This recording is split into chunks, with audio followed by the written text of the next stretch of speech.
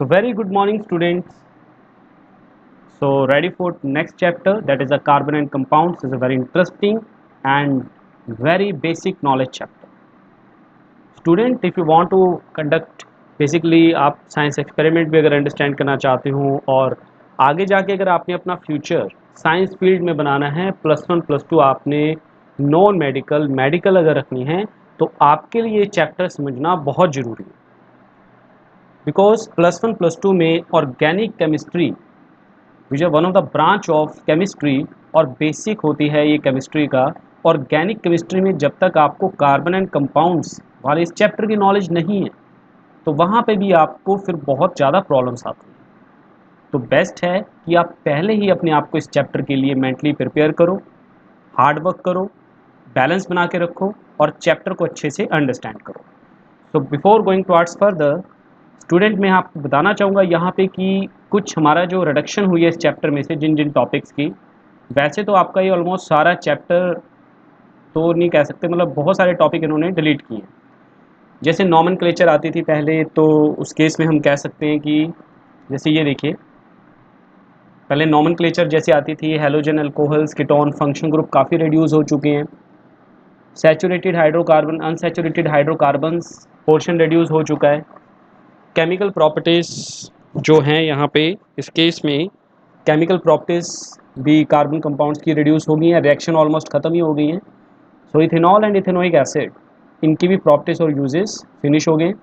Soap and detergent, तो mostly ये chapter जो है आपका डिलीट हो चुका है, लेकिन फिर भी कुछ जो टॉपिक हैं वो हम यहाँ पे डिस्कस करेंगे। So ready? So student, start करते हैं हमारा carbon and compounds chapter 4 chemistry. Yes, first of all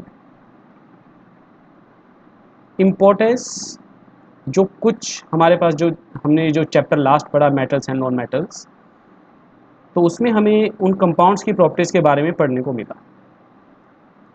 and अब हम यहाँ पे पढ़ने वाले हैं कार्बन और उसकी कुछ सिग्निफिकेंस, हमारी उसमें क्या फॉर्म है, कंबाइंड फॉर्म में वो कैसे एग्जिस्ट होगा।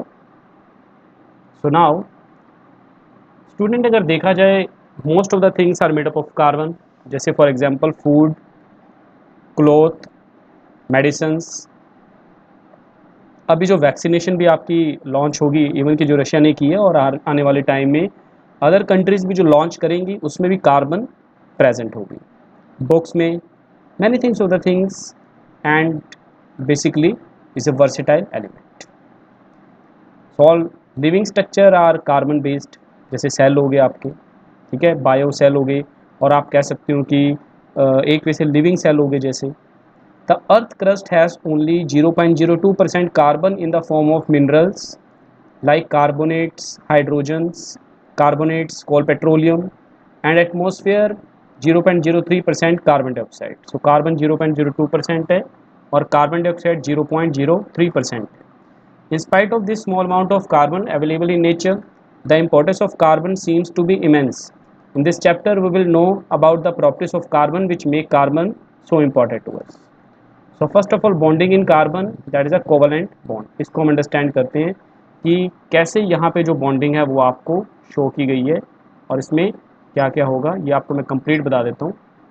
मैं इसको थोड़ा टिक मार्क कर लूँगा ताकि आपको बाद में जाके ये प्रॉपर समझ आ जाए। अभी हम पढ़ेंगे नहीं, पहले मैं आपको ये समझा देता हूँ इस लाइन का मीनिंग्स क्या होगा। So let's start. अब स्टूडेंट, हम अपने अकॉर्डिंग चलते हैं जो हमारी यहाँ पे जो स्टडी होगी।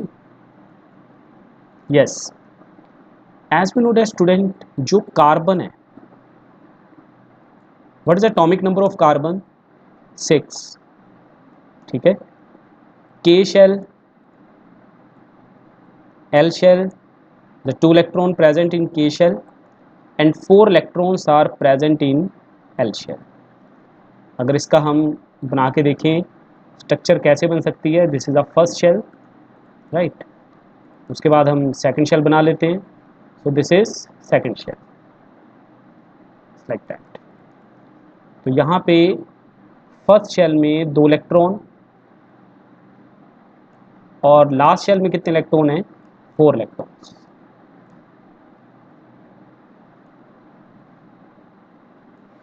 स्टूडेंट, हर एक चीज़ को स्टेबल होने के लिए या तो उसके वैलेंस शेल में इलेक्ट्रॉन 8 होने चाहिए या कितने होने चाहिए? 2।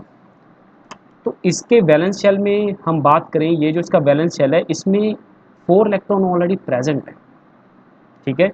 4 इलेक्ट्रॉन तो ऑलरेडी प्रेजेंट है, न्यूक्लियस भी बना के चलते हैं। Suppose that it's a nucleus, right, it's a nucleus जो सेंटर में है, इसको हम न्यूक्लियस मान के चलते हैं या कुछ और इसको शो कर देते हैं, इट्स लाइक दैट।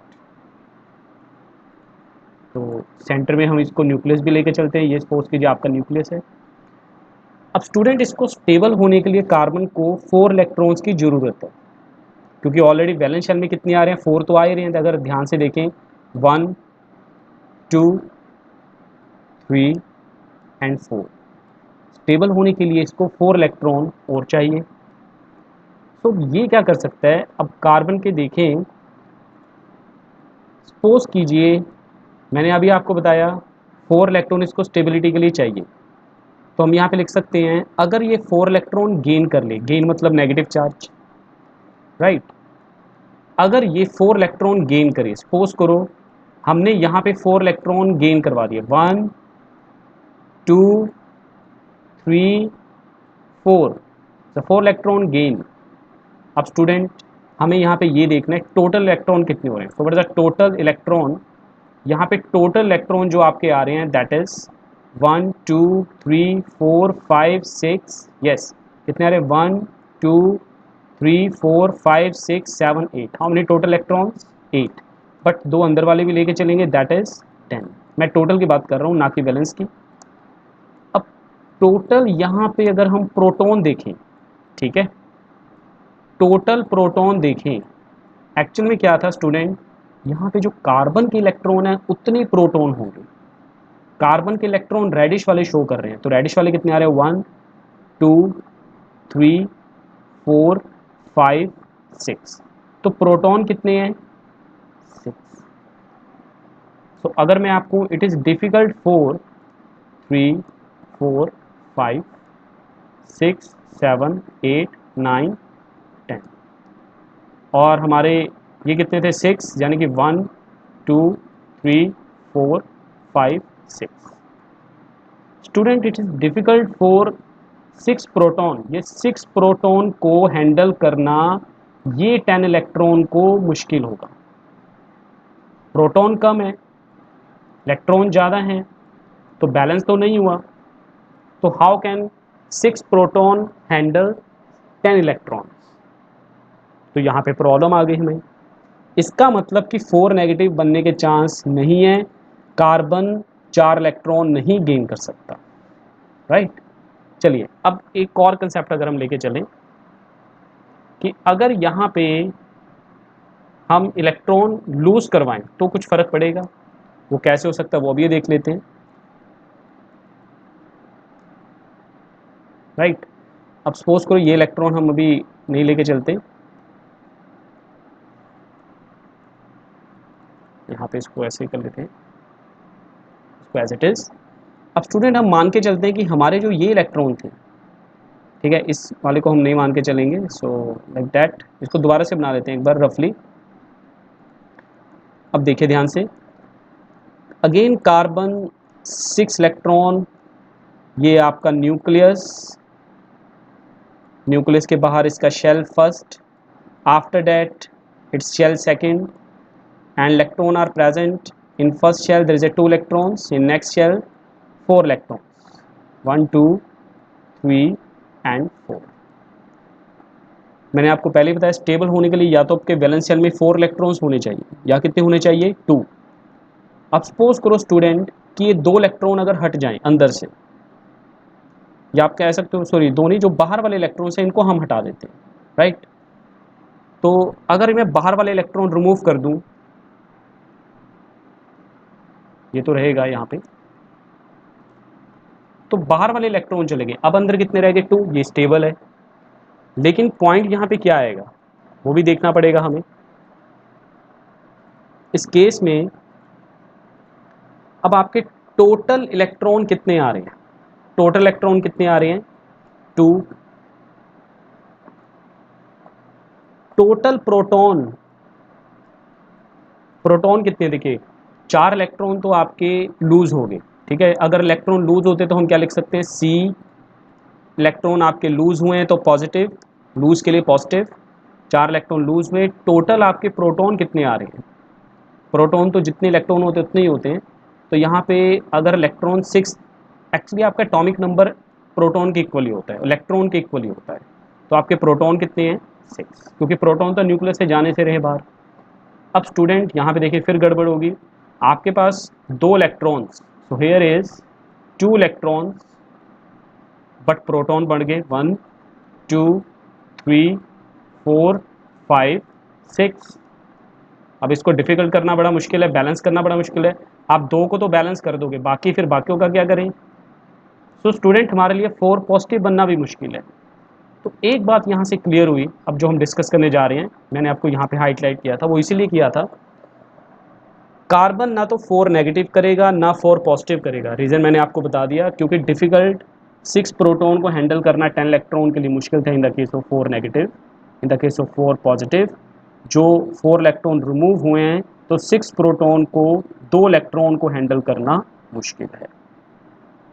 तो एक बात यहाँ से क्लियर होती है कि कार्बन जो है, राइट, कार्बन एक ऐसा एलिमेंट है जो आयनिक बॉन्ड नहीं बनाएगा, which does not form ionic bond. यानी कि कार्बन जो है आयनिक बॉन्ड बिल्कुल भी नहीं बनाएगा।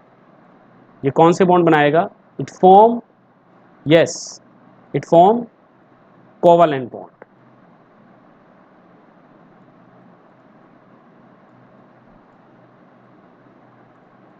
It form covalent bond, right. तो बेसिकली यहाँ पे कार्बन जो है आपका कोवलेंट बॉन्ड बनाएगा with the sharing of electrons, और उनके मेल्टिंग और बॉइलिंग पॉइंट लो ही होंगे, क्योंकि कोवलेंट बॉन्ड के लो ही होते हैं। तो इसके वैलेंस शेल के अकॉर्डिंग ये इस तरह से फॉर्म करेगा, राइट। तो यहाँ पे अब आपको कुछ केमिकल इन्होंने बनाने, कंपाउंड बनाने इन्होंने सिखाए हैं, वो मैं आपको बता देता हूँ वो कैसे बनाने हैं। सो हम इसको बहुत इजी मेथड से करेंगे स्टूडेंट्स, आपने बिल्कुल भी पैनिक नहीं होना है। It's a very interesting chapter, बहुत इजी चैप्टर है। So all of you can do, each and every student. So अब हम इसको कैसे समझेंगे वो देखिए आप, ये जो इसने यहाँ पे ये फॉर्मूले बनाए हैं कोवलेंट बॉन्ड्स के, इसी को मैं आपको बता देता हूँ।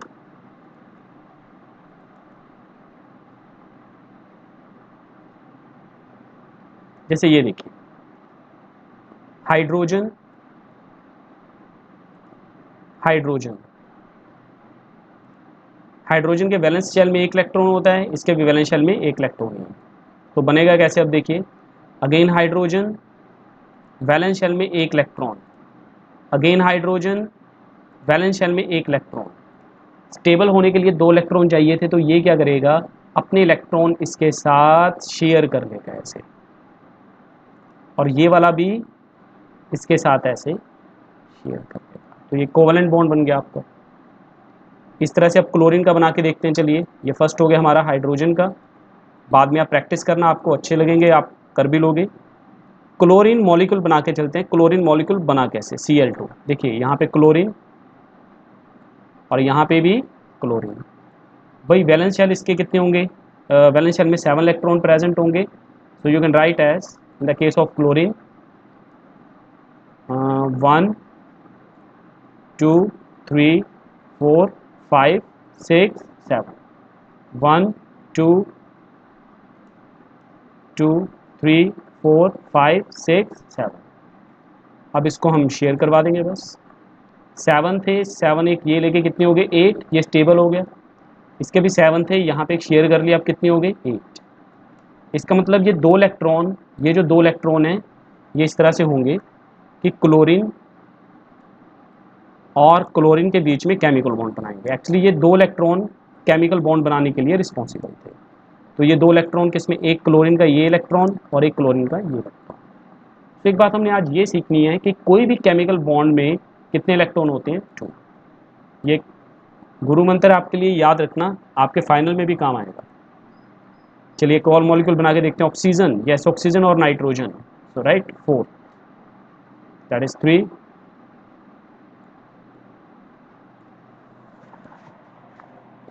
तो ऑक्सीजन, ऑक्सीजन का केस O2।